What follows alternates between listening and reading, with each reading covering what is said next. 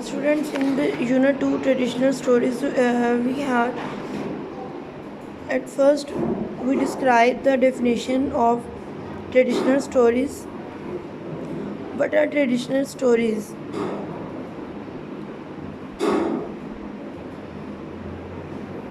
Traditional stories are preserved because they are part of one's natural identity. Traditional stories are passed down from generation to generation.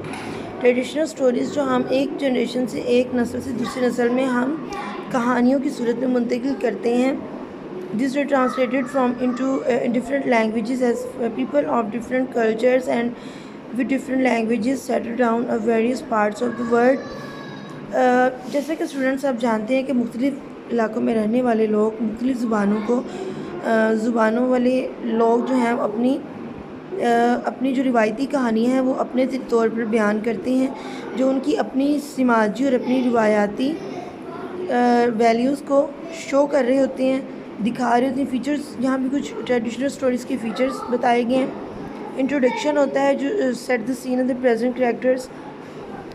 Traditional stories में characters होते हैं which are the example of the general type, जो एक आम किसी exam के characters उसमें बयान किए जाते हैं. रीडर्स कैन रिलेटेड टू, और ये कैरेक्टर्स जो हैं वो पढ़ने वाले के मुतल्लिक़ ही होते हैं.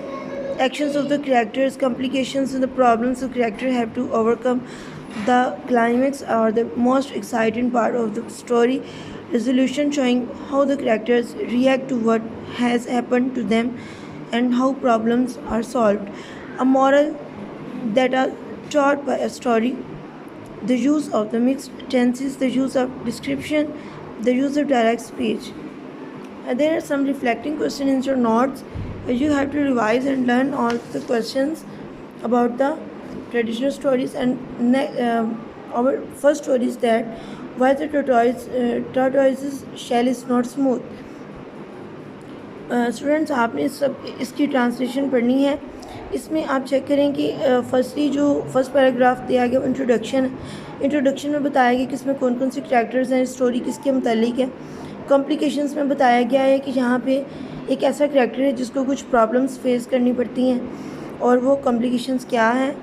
उसके बाद उसका ये सारी बॉडी आ जाती है, उसमें पैराग्राफ्स हैं, स्टोरी डिस्क्रिप्शन है. नेक्स्ट है कॉम्प्लिकेशंस जहाँ पे ज़्यादा बढ़ जाते हैं उसके क्लाइमेक्स आता है. क्लाइमेक्स होता है कि जब स्टोरी का जो होता है वो पार्ट होता है कि जिसके अंदर सस्पेंस क्रिएट हो रहा होता है कि नेक्स्ट क्या होने वाला है. नेक्स्ट रेजोल्यूशन आता है. रेजोल्यूशन में उसका कुछ सोल्यूशन निकलता है, उस क्लाइमेक्स, उस प्रॉब्लम्स का और उस सस्पेंस का जो कुछ ना कुछ उसके अंदर वो कंक्लूजन आता है, उसका हल होता है. रेजोल्यूशन आता है और उसके बाद रेजोल्यूशन में फिर उसका रिज़ल्ट सामने आता है. इसमें स्टूडेंट्स 2.2 है, सेक्शन 2.2 की ये वो स्टोरी सीक्वेंसेस हैं कि जो आपकी एक्टिविटी बुक में दिए गए हैं कि पहले क्या था, उसके बाद क्या हुआ, नेक्स्ट क्या हुआ. आपने इसको तरतीब देना है, आपने इसको ग्रेजुअली एक सीक्वेंस के साथ आपने स्टोरी राइट करनी है इन एक्टिविटी 2.2 में, एक्टिविटी बुक में.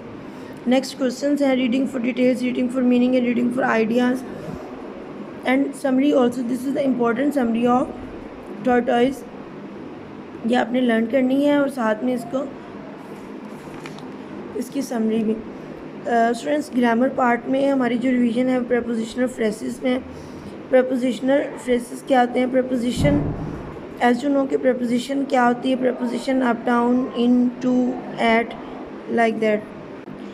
जी स्टूडेंट हम देखते हैं प्रपोजिशनल फ्रेसेस क्या होते हैं. प्रपोजिशन क्या होती है students? Like that to, and, to, at, on and in, like that. These are prepositions and these sentences. Prepositional phrases is the group of the words that begin with a preposition. ऐसे phrases के जो preposition के साथ शुरू हो रहे हैं does not have a verb और उसके अंदर verb नहीं पाया जाता. The noun or pronoun that follows the preposition is called the object of the preposition.